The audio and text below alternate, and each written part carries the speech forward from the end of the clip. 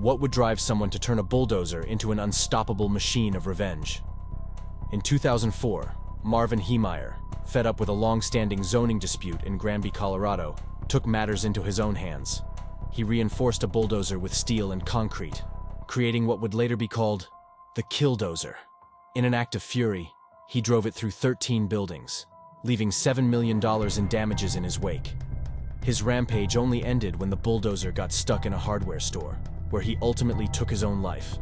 Miraculously, no one else was hurt. Would you consider this justice or madness?